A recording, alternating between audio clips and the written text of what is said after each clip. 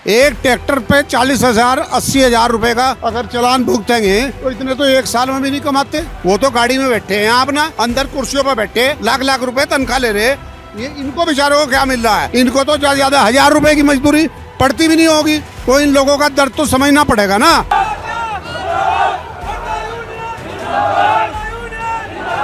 Tractor पकड़ा खड़ा खड़ा ना, ब्याज पे पैसे ढूंढता फिर रहा, ब्याज पे पैसे देने को तैयार नहीं है। बता कहाँ से छूटा होगा जी? वो खड़ा ट्रैक्टर ढूंढ रहेगा जी, उस 8-10 दिन हो गए खड़ा जी। लोन पे इन लोगों ने ट्रैक्टर ले रखे, और अगर इस तरीके से 50-50 हजार रुपए देंगे ना तो ये भूखे मर जाएंगे।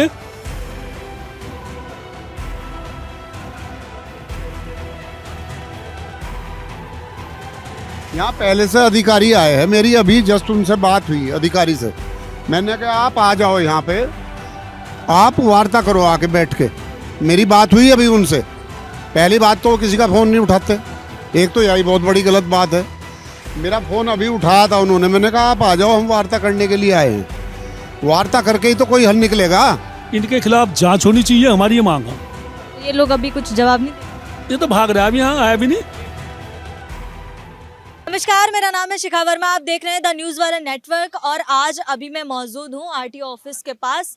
आप मेरे पीछे देख सकते हैं कि बहुत सारे ट्रैक्टर आपको दिखाई पड़ रहे होंगे। आखिर इन ट्रैक्टर यहाँ पे क्यों खड़े हैं ये आप जानना चाह रहे होंगे।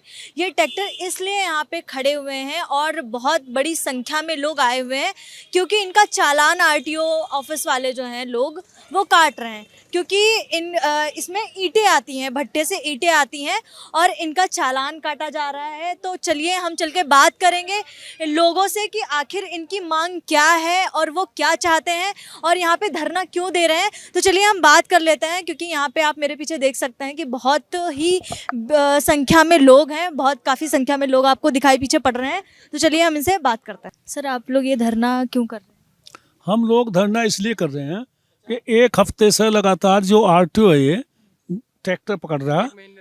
एक महीने से ट्रैक्टर पकड़ रहा, और एक हफ्ते से तो इतनी इसने जो वो कर दी गड़बड़ कि किसी भी ट्रैक्टर को नहीं जाने दे रहा, और 50-50 हजार और 80-80 हजार रुपए का चालान कर रहा।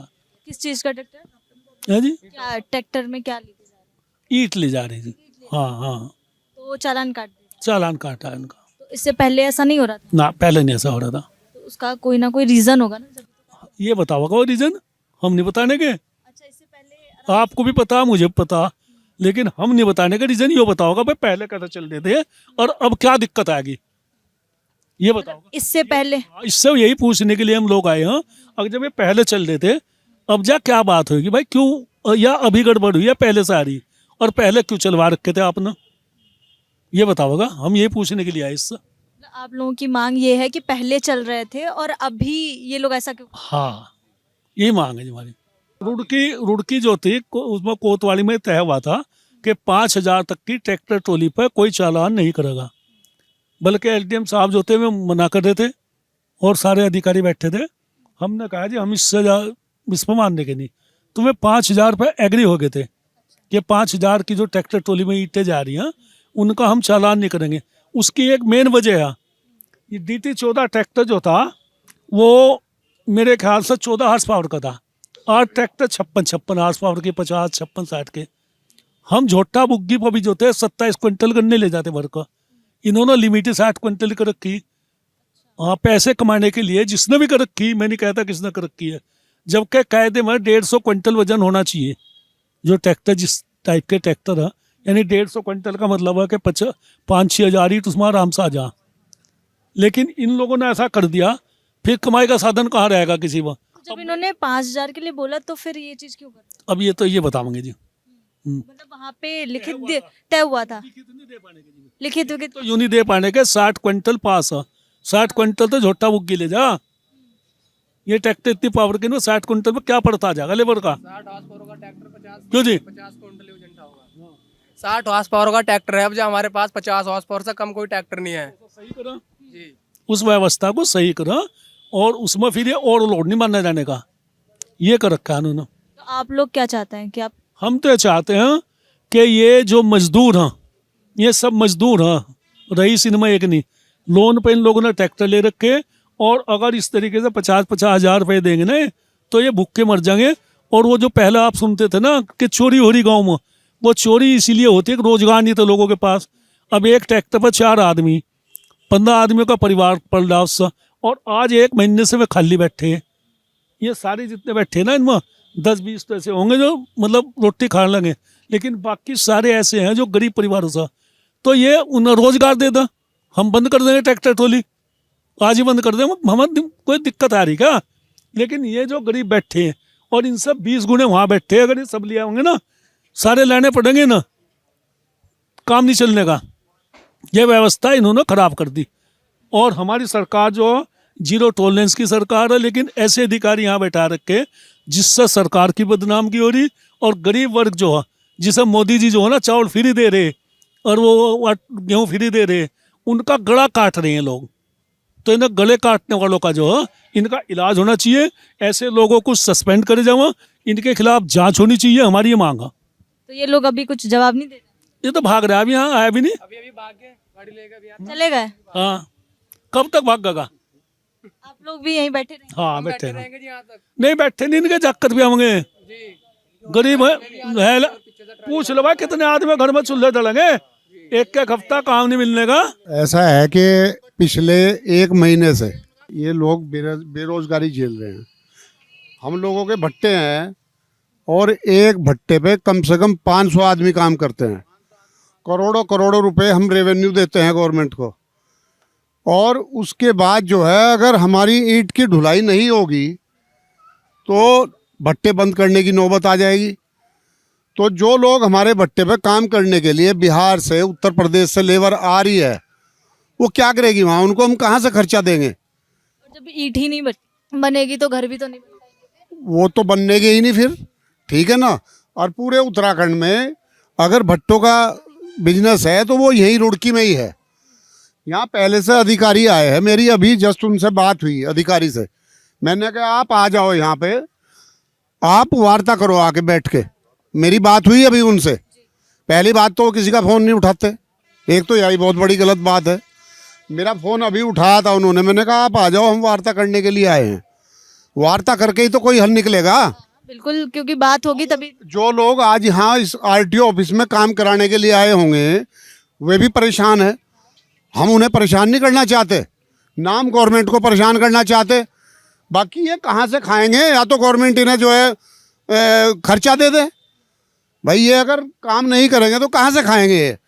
तो एक ट्रैक्टर पे चालान करने पे 80,000 रुपये का चालान भुगत रहे हैं।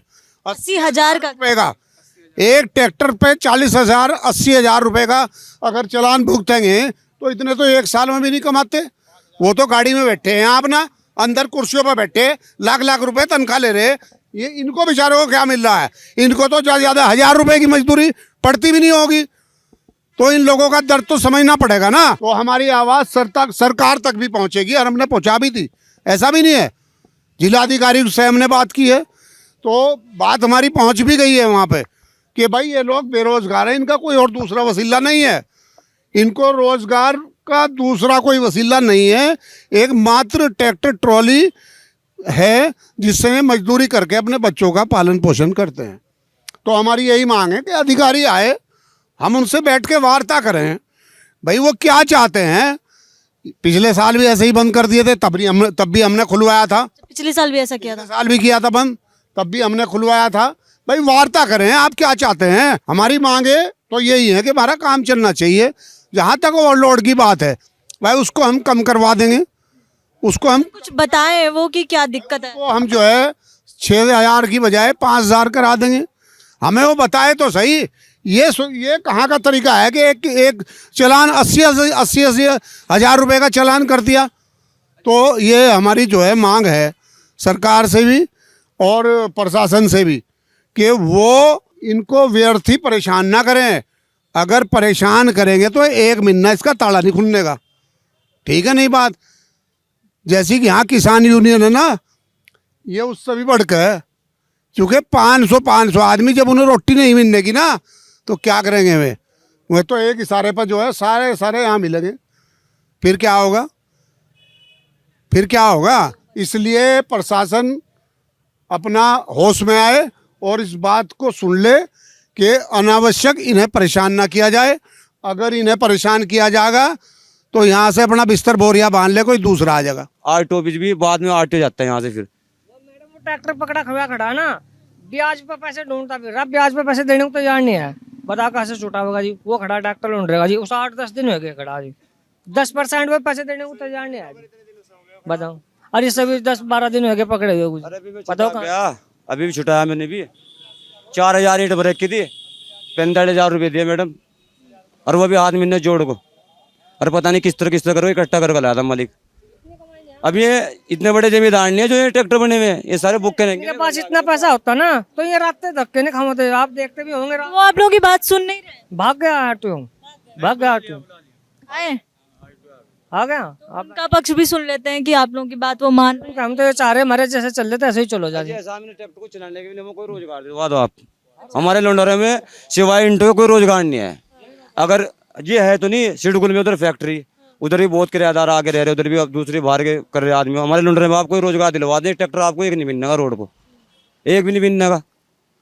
कोई रोजगार दिलवा दो, कोई रोजगार भी नहीं। कोई फैक्ट्री उधर आई थी, मैं भी बंद हो गई।